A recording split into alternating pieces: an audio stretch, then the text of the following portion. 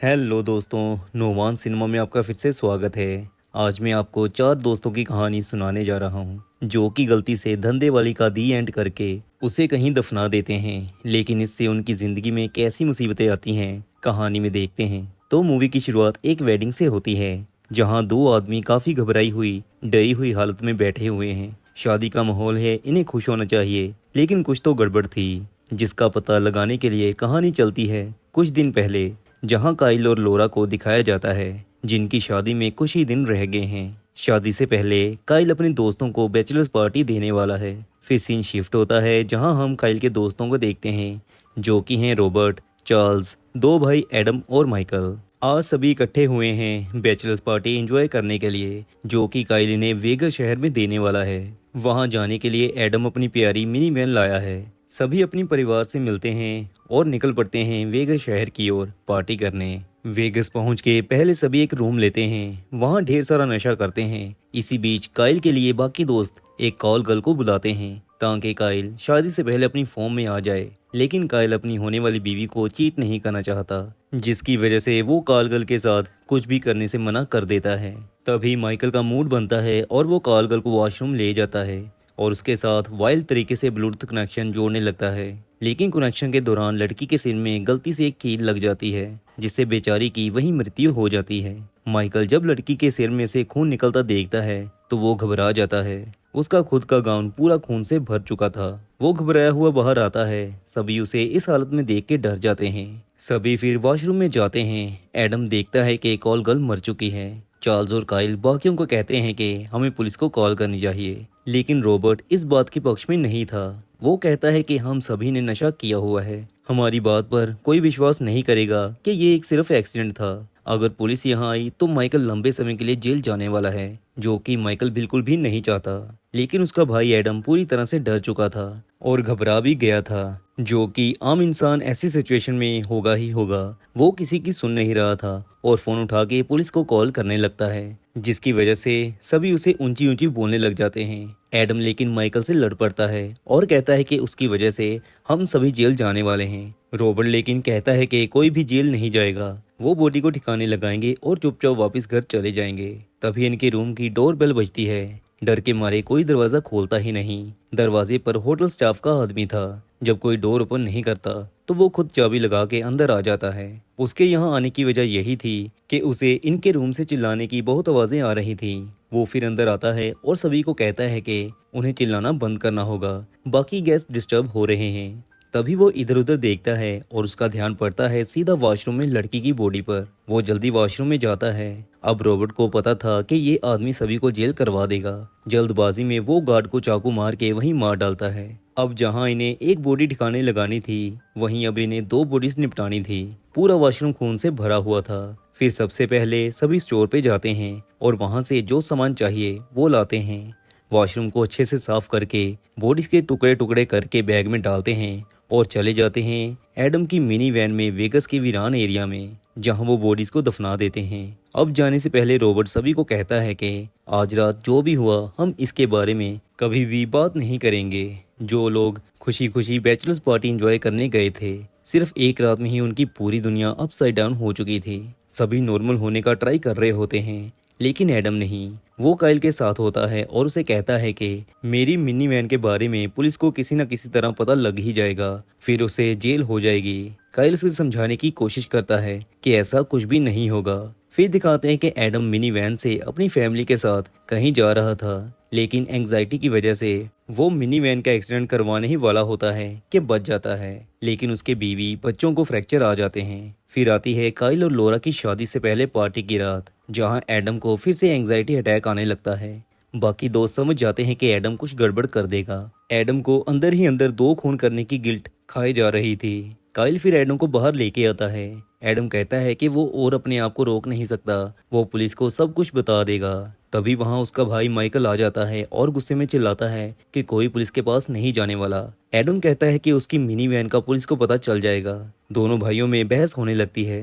तभी वहां रॉबर्ट और चार्ल्स भी आ जाते हैं, जो दोनों भाइयों को शांत करवाते हैं और माइकल को वहां से जाने को कहते हैं। माइकल फिर अपनी कार निकाल के घर जाने लगता है, लेकिन गुस्से में उसका दिमाग घूमता है और वो एडम की फेवरेट मिनी वैन को उड़ाने के लिए पूरी स्पीड में कार उसकी तरफ लाता है। एडम चिल्ला के कहता है कि वो मिनी वैन को कुछ नहीं होने देगा और एकदम से वैन के आगे आ जाता है।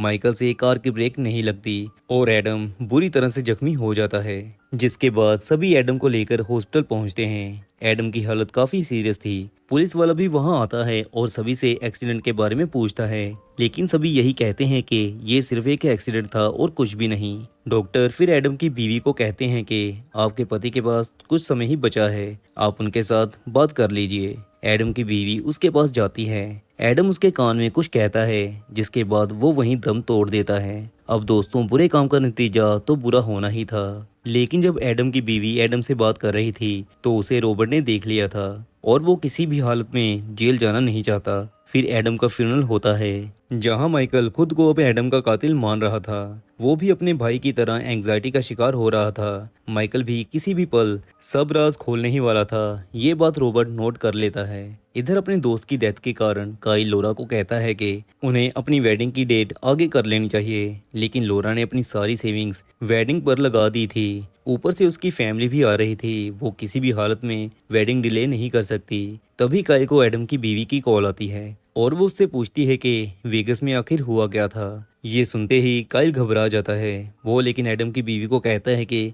कुछ भी तो नहीं हुआ, हमने वहाँ एंजॉय किया और वापस घर आ गए। लेकिन एडम की बीवी उसे और बाकी दोस्तों को घर आने को कहती है। चारों दोस्त इकट्ठा होते हैं। रॉबर्ट उन्हें कहता है कि हमें किसी भी हालत में एडम की बीवी को कुछ भी नहीं बताना। फिर सभी एडम की बीवी के पास जाते हैं। वो कहती है कि एडम ने मरने से पहले उसके कान में कहा कि वो कोई राज वेगस में दफना के आए हैं। ऐसा उसने क्यों कहा? पहले तो सभी कुछ भी बताने से मना करते हैं, लेकिन एडम की बीवी सभी को डरावा देती है कि अगर उसे किसी ने कुछ भी ना बताया तो वो पुलिस को कॉल करेगी। लेकिन तभी रॉबर्ट खड़ा होता है और उसे कहता है कि एडम ने उस रात एक कोठे वाले के साथ ब्लूटूथ कनेक्शन जोड़ा था। बस यही बात थी जो उसे परेशान कर रही थी। वो कह रहा था कि उसने अपनी बीवी को धोखा दिया है। ये सुन के एडम की बीवी काफी इमोशनल हो जाती है। उसे रॉबर्ट की कही बात पर यकीन हो जाता है। फिर रॉबर्ट एडम की बीवी को आराम करने को कहता है और उसके बच्चों को काइल को सौंप देता है, क्योंकि एडम और काइल काफी करीब थे। रॉबर्ट काइल और माइकल को वहां से जाने को कहता है और खुद वहीं रुक जाता है। इधर बेचारी लोरा अपनी शादी से पहले 2 बच्चों की जिम्मेवारी के कारण परेशान हो रही थी। काइल बच्चों को घर छोड़ता है और खुद चार्ल्स और माइकल के साथ बार में रिलैक्स होने जाता है, जहां बार बार माइकल यही कह रहा होता है कि हमने जो किया हमारे साथ भी वैसा ही होगा। दूसरी तरफ रॉबर्ट एडम की बीवी और माइकल से अक चुका था। उसने पूरा प्लान बना लिया था इन्हें रास्ते से हटाने का। वो फिर उसी रात एडम के घर जाता है जहां उसकी बीवी सो रही थी। वहां वो जाके चुपके से उसे मारने लगता है, लेकिन एडम की बीवी इतनी आसान मौत मरने वाली नहीं थी। वो रॉबर्ट का जम के सामना करती है, लेकिन आखिरकार रॉबर्ट उसे मार ही डालता है। जिसके बाद वो काइल को कॉल करता है और उसे माइकल को एडम के घर लाने को कहता है। काइल और चार्ल्स वैसा ही करते हैं। वो माइकल को घर भेजते हैं, लेकिन बाहर सिर्फ रॉबर्ट ही आता है। काइल और चार्ल्स समझ जाते हैं कि रॉबर्ट ने एडम की बीवी और माइकल को मार डाला है। रॉबर्ट कहता है कि पुलिस आएगी तो उन्हें यही पता चलेगा कि माइकल एडम की बीवी से प्यार करता था। एडम के मरने के बाद माइकल ने उसकी बीवी के साथ रिलेशन बनाने की कोशिश की, लेकिन नामंजूरी की वजह से उसने पहले एडम की बीवी को मारा, फिर अपने आप को। अब एडम और उसकी बीवी के मरने के बाद उनके बच्चे ही जिंदा रह गए थे। काइल और लोरा को फिर एडवोकेट की कॉल आती है। पता चलता है कि एडम और उसकी बीवी ने अपनी विल में मरने के बाद काइल और लोरा का नाम दिया था, यानी कि अब उनकी प्रॉपर्टी के मालिक काइल और लोरा हैं। जिसे सुन के दोनों बहुत खुश होते हैं, लेकिन उनकी खुशी जल्दी ही चली जाती है क्योंकि इन्होंने एडम के बच्चों को भी पालना था। यहाँ फिर काइल अपने इमोशंस के आगे हार मान लेता है और लोरा को एक साइड ले जाके वेगा शहर क्या हुआ सब बता देता है। लेकिन लोरा गुस्सा बिल्कुल नहीं करती और उसे कहती है कि कुछ भी करके वेडिंग होनी चाहिए, तब तक के लिए वो अपने आप को संभाले। फिर आता है मूवी की स्टार्टिंग वाला सीन, जहाँ काइल और चार्ल्स वेडिंग वाले दिन नर्वस होके बैठे हुए हैं। वहाँ रॉबर्ट आता है और चार्ल्स को बाहर जाने को कहता है। रॉबर्ट को असल में पता चल गया था कि एडम की सारी प्रॉपर्टी के मालिक अब काइल और लोरा हैं, जिसकी वजह से वो काफी अपसेट था। वो काइल को कहता है कि उसने एडम की बीवी को मारा, इस हिसाब से उनकी प्रॉपर्टी का आधा हकदार वो भी है। काइल उसे समझाने की कोशिश करता है कि ऐसा बिल्कुल नहीं है, लेकिन रॉबर्ट कुछ भी नहीं सुन रहा था। दूसरी तरफ शादी के लिए सभी काइल की वेट कर रहे होते हैं। इधर रॉबर्ट काइल को चोक कर रहा होता है। तभी वहाँ लोरा आती है और रॉबर्ट के सिर में रोड मार के उसे बेहोश कर देती है। फिर वो काइल को बाहर लेके आती है, जिसके बाद पादरी शादी की रस्में पढ़ता है अब दोनों ने एक दूसरे को रिंग पहनानी थी, लेकिन इनकी रिंग्स तो रॉबर्ट के पास थी, जिसे लेने के लिए फिर चार्ल्स दोबारा से रूम में जाने लगता है। उधर से खस्ता हालत में रॉबर्ट भी वेडिंग हॉल में आने वाला होता है। तभी चार्ल्स दरवाजा खोलता है, जो कि गलती से रॉबर्ट को लगता है और वो फिर से सीढ़ियों से नीचे गिरता है और वहीं उसकी मौत हो जाती है। चार्ल्स लेकिन शोर नहीं मचाता और वो चुपचाप रॉबर्ट की पॉकेट से रिंग लेता है, जिसके बाद काइल और लोरा की शादी आखिरकार हो जाती है। शादी के बाद लोरा काइल को कहती है कि उसे रॉबर्ट को ठिकाने लगाना होगा और साथ ही में चार्ल्स को भी, क्योंकि वो आखिरी गवाह है जिसने क्राइम होते हुए देखा। काइल बेचारे को लोरा की बात माननी पड़ती है। वो फिर रॉबर्ट की बॉडी को चार्ल्स के साथ वहीं लेके जाता है जहां उन्होंने बाकी बॉडीज दफनाई थी। वहां फिर काइल चार्ल्स को भी मारने लगता है, लेकिन ऐसा कर नहीं पाता, जिसके बाद दोनों वापस आने लगते हैं। लेकिन रास्ते में ही इनका एक्सीडेंट हो जाता है और फिर सीन शिफ्ट होता है जहां दिखाया जाता है कि एक्सीडेंट से दोनों बच तो गए थे, लेकिन दोनों की ही आधी लेग्स कट चुकी थी, यानी कि दोनों अपाहिज हो गए थे। वहीं लोरा एडम के बच्चों को भी अब संभाल रही थी और चार्ल्स और माइकल को भी, जिसे करते करते वो खुद भी पागल हो जाती है और मूवी यहाँ समाप्त होती है। तो दोस्तों, देखा आपने कैसे बुरा करने वालों के साथ बुरा होता है। एक्सप्लेनेशन अगर अच्छी लगी हो तो चैनल सब्सक्राइब ज़रूर करिएगा।